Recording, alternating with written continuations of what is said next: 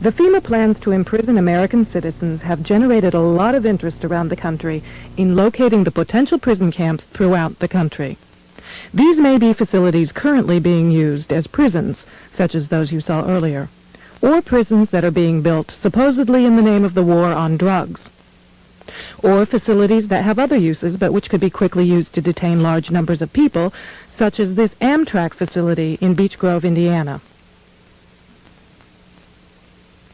We're standing now in the main parking lot, which doesn't look too sinister. At this level, it is a very large parking lot, fenced on all sides by fence topped by barbed wire. It also has these electronically operated turnstiles.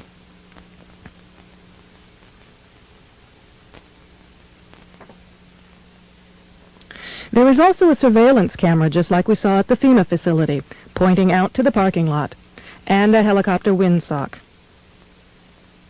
All of these apparent security measures are particularly unusual here, because this is a very low crime area, and this facility is nothing but an old train repair station with nothing in it worth stealing. In this portion of the parking lot is a brick building, suitable for processing, next to a gate that leads right out to the railroad tracks, and all of this is contained inside a fully fenced area, now 3 layers deep in fencing at this point. This U.S. Air Force train indicates federal and military involvement. Facing the opposite direction, you can see that this area, too, is a very large fenced area with railroad track running the length of the fence and plenty of warehouses.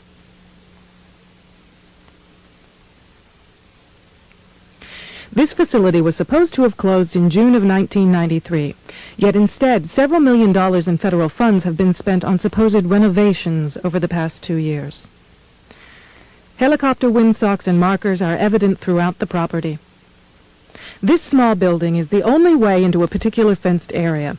Inside this building we see more of the motion-activated detectors, electronic turnstiles, and prison bars.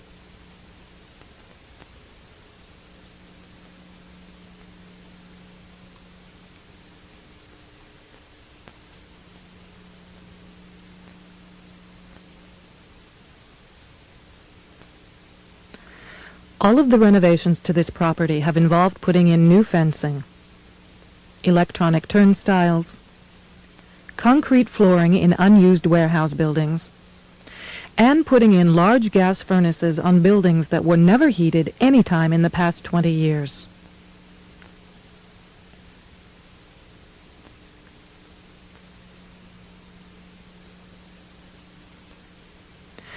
Outside this building is fencing and a cattle run section of fence, all topped by barbed wire, pointing inward, not to keep people out, but to keep people in.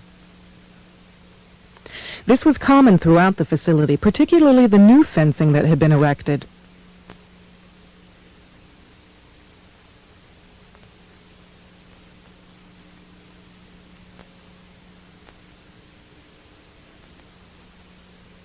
Inside the fenced area on the other side of the building, you'll see signs that say Red Zone, right up next to the railroad tracks that run the length of the fenced area.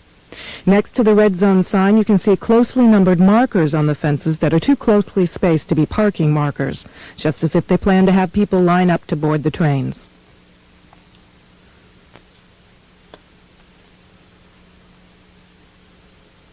Here's a helicopter marker on the power lines outside the facility, indicating expected helicopter traffic, and again, another tall radio antenna.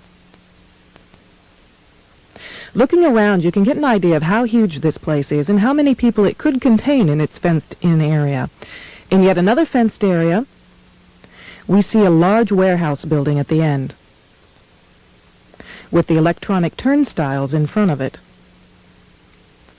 The building is one that has a new concrete floor, and its doors and windows have all been blocked. Outside there are new gas pipes.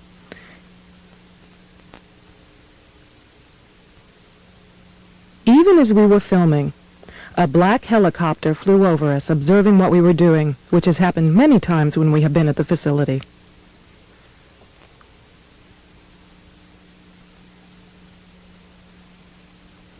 The gas lines and gas pipes at the facility run the length of the buildings.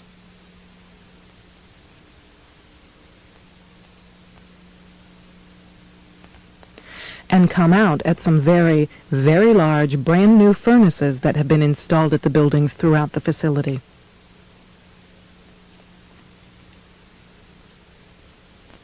We found this crane, which has seen better days, but is plainly marked U.S. Army in the middle of the stockyard.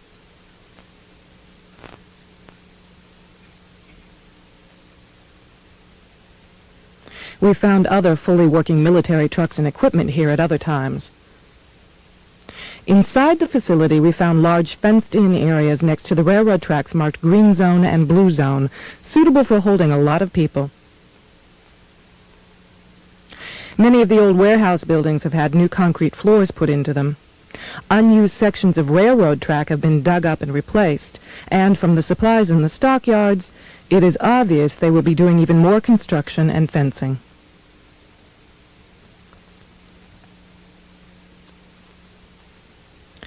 Senator Lugar of Indiana recently obtained more federal funding to renovate this facility, which is supposedly only for the repair of broken trains and where most of the buildings on the property haven't been used for years. It certainly appears they are expecting more than just broken trains. This tower, overlooking the entire facility at one end of the facility along the railroad tracks, also has a radio antenna on it with a ladder up inside of it.